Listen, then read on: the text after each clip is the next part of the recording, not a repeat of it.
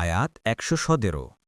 ما قلت لهم إلا ما أمرتني به أن اعبدوا الله ربي وربكم وكنت عليهم شهيدا ما دمت فيهم فلما توفيتني كنت أنت الرقيب عليهم وأنت على كل شيء شهيد।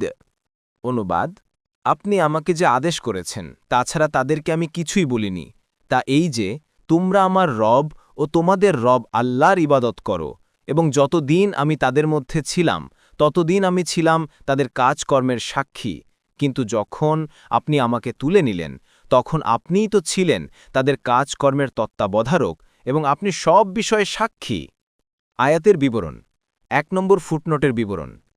এই বাক্যটিকে ঈসা আলাইহিসসালামের মৃত্যুর দলিল ও আকাশে উত্থিত হওয়ার বিষয়টিকে অস্বীকার করার প্রমাণ হিসেবে উপস্থিত করা ঠিক নয়, কেননা এই কথোপকথন কিয়ামতের দিন হবে। তখন আকাশ থেকে অবতরণের পর তার সত্যিকার মৃত্যু হবে অতীত বিষয়। আয়াতের পূর্ণ অর্থ হচ্ছে, আপনি যখন জমিনের বুকে আমার মেয়াদ পূর্ণ করলেন এবং আমাকে জীবিত অবস্থায় আসমানে উঠিয়ে নিলেন, তখন আপনিই কেবল তাদের গোপন বিষয়াদি সম্পর্কে সম্যক অবগত এবং আপনি সব কিছুর সাক্ষী। আসমান ও জমিনে কোনো কিছু আপনার কাছে গোপন নেই। মুয়াসসাদ থেকে। ২ নম্বর ফুটনোটের বিবরণ। এই আয়াত এবং এর পরবর্তী আয়াতসমূহ, বিশেষ করে সূরার শেষ পর্যন্ত, বিশেষভাবে বনী ইসরাইল তথা সমগ্র মানবজাতির শেষ নবী ঈসা আলাইহিসসালামের সাথে আলোচনা ও তার প্রতি বিশেষ অনুগ্রহের কিছু বিবরণ দেয়া হয়েছে। হাসরে তাকে একটি বিশেষ প্রশ্ন ও তার উত্তর পরবর্তী আয়াতসমূহে উল্লেখিত হয়েছে। এই প্রশ্নোত্তরের সারমর্ম ও বনী ইসরাইল তথা সমগ্র মানবজাতির সামনে কিয়ামতের ভয়াবহ দৃশ্য তুলে ধরা। এই ময়দানে ঈসা আলাইহিসসালামকে প্রশ্ন করা হবে যে আপনার উম্মত আপনাকে আল্লাহর অংশীদার সাব্যস্ত করেছে। ঈসা আলাইহিসসালাম স্বীয় সম্মান, মাহাত্ম্য, নিষ্পাপতা ও নবুয়ত সত্ত্বেও অস্থির হয়ে আল্লাহর দরবারে সাফাই পেশ করবেন।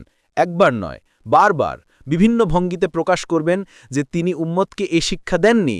প্রথমে বলবেন, আপনি পবিত্র, আমার কি সাক্ষ্য ছিল যে আমি এমন কথা বলবো যা বলার অধিকার আমার নেই।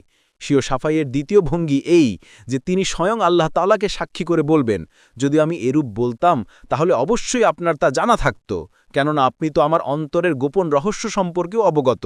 কথা ও কর্মেরই কেন, আপনি তো আল্লামুল গুয়ুর, যাবতীয় অদৃশ্য বিষয়ে মহাজ্ঞানী। এই দীর্ঘ ভূমিকার পর ঈসা আলাইহিসসালাম প্রশ্নের উত্তর দেবেন এবং বলবেন, আমি তাদেরকে এই শিক্ষাই দিয়েছিলাম যার নির্দেশ আপনি দিয়েছিলেন, যে আল্লাহর দাসত্ব অবলম্বন করো, যিনি আমার ও তোমাদের সকলের পালনকর্তা। এ শিক্ষার পর আমি যতদিন তাদের মধ্যে ছিলাম ততদিন আমি তাদের কথাবার্তা ও ক্রিয়াকর্মের সাক্ষী ছিলাম, তখন পর্যন্ত তাদের কেউ এরূপ কথা বলতো না। এরপর যখন আপনি আমাকে তুলে নিলেন তখন তারা আপনার দেখাশোনার মধ্যেই ছিল, আপনিই তাদের কথাবার্তা ও ক্রিয়াকর্মের সম্মুখ সাক্ষী। সাদি থেকে বর্ণিত।